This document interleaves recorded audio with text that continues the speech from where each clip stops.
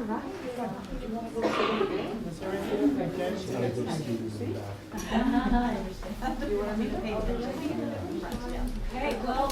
we'll go ahead and get started. Welcome and thank you for coming. This is your first session, probably your best, but fine and gross motor skills in kindergarten. And I'm Jill Vanderlyn, and I'm the principal at Lakeview Elementary, the STEAM school. And I'm Francesca Ligman, and I am the principal at Harborview, which also houses the dual immersion program for Spanish. And our presenters and experts tonight from Lakeview is Rachel Conan, kindergarten teacher. And from Harborview we have Christy Donnelly, son of Ms. Donnelly. And they've both been teachers for quite a while in our district, and we're really lucky that they were here tonight to share with you how important it is to develop that fine and gross motor. It's something really important. If we wanted to go to your dual immersion, how would we choose it? Well, I can answer that question maybe afterwards. Right now, we're going to focus on Okay, Okay. well, take it away. Definitely.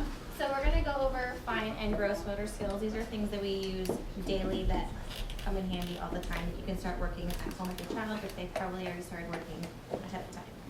So when we're talking about fine motor skills, we're talking about those that require the degree of control and precision in your hands. So like holding a pencil, using scissors, writing your name, forming letters, making numbers, being able to zip your jacket or put your arm in your sleeve or put on your jacket by yourself, or what to do when your shoe comes off, tying up shoelaces. So those are all things that fine motor is really going to help with all the things that we do on a daily basis.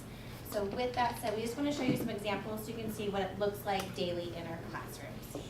And it really is in our classrooms daily in so many ways, and sometimes it's disguised as fun games, and to do that where we mix the learning with building a skill that's essential just for their day-to-day life, and sneak it into their lessons as well. So we both have a few examples to share. Sure, so anything from fun to just like a little geo board where they have to use their fingers to stretch out the rubber bands and make designs. Fun art projects where we're tearing paper. You wouldn't imagine that how hard it is to tear construction paper when you have to do it for a while. So it just strengthens their fingers so that when they go to write their name or they go to write their letters, those muscles are formed and they don't struggle, or their hand's not shaking or their pencil's not shaking. We have fun things where they can just practice making a letter, pushing things around. Fun one at the beginning of the year is if you just have a whisk, you could do this at home too. You're picking out, you're using that pincher grip to pinch balls out of a whisk, something so simple, but it really helps with those fingers.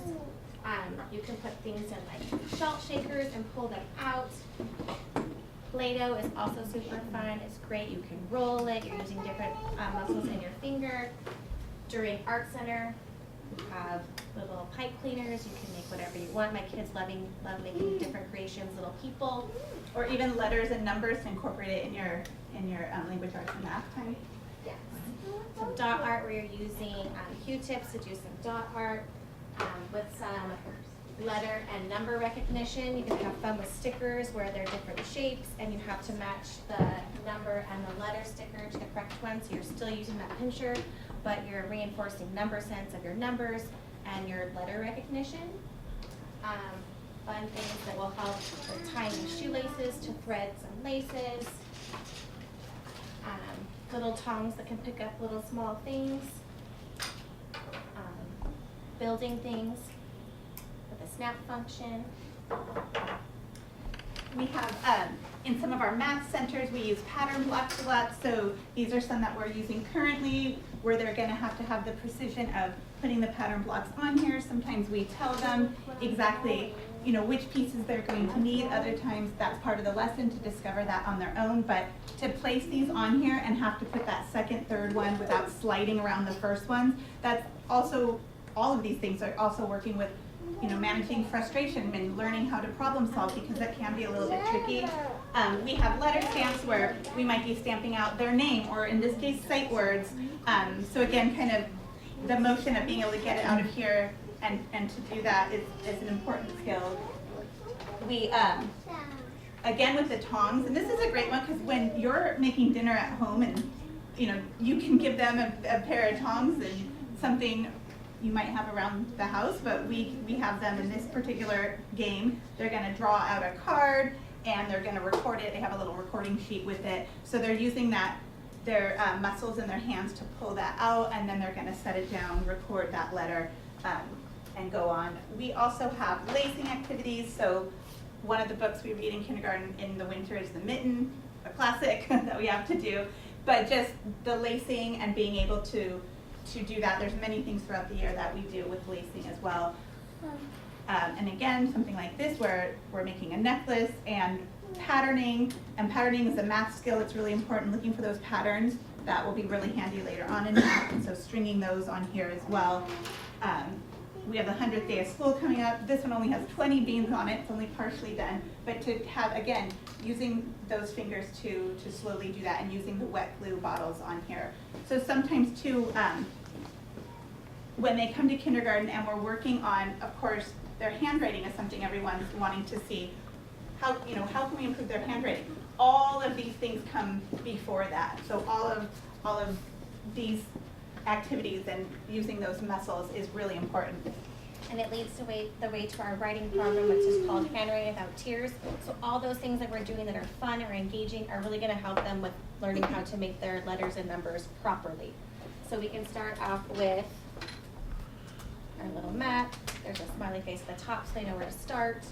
We start out with blocks where they're looking at the letters and they learn how to make the uppercase letters with straight lines, big, tall, small curve, little curve. We also like to use little crayons because it makes their fingers hold the correct position. So you can imagine having like a big pencil in your hand. It's super heavy, so even though it looks like, oh my goodness, your brand new crayons are gone, it really helps them to have that correct grip and they can write with it. Another way that we do it is we introduce our letters with the wet, dry, try.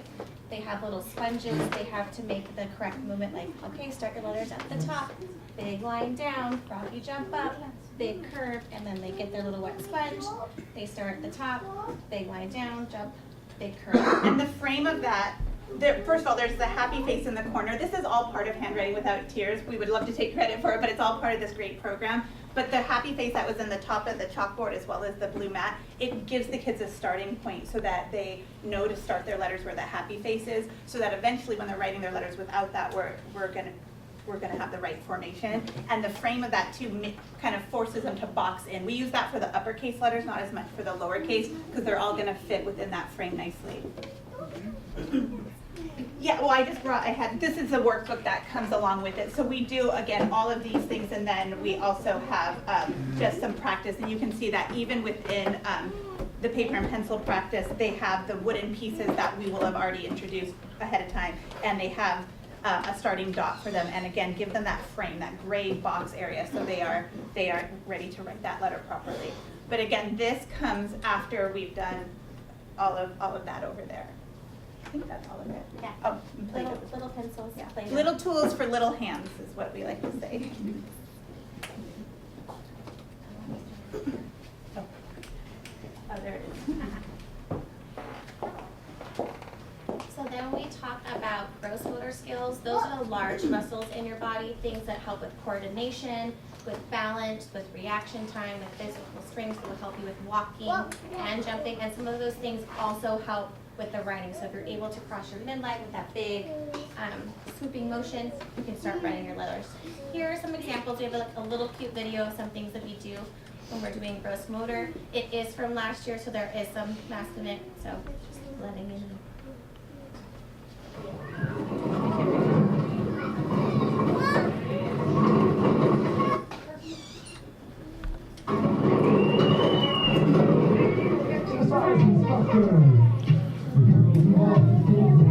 We love to sing.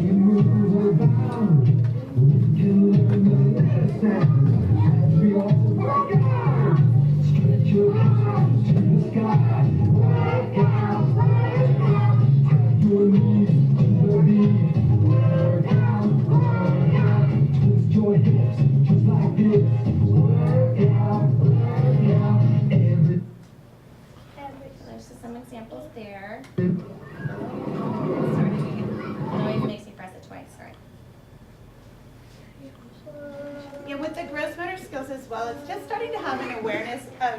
their body and being able to control their body. So if they're moving their body and they're able to skip and they're able to hop and they're able to jump and do some of these different things, but understanding their own space, and that's something that takes time as they mature.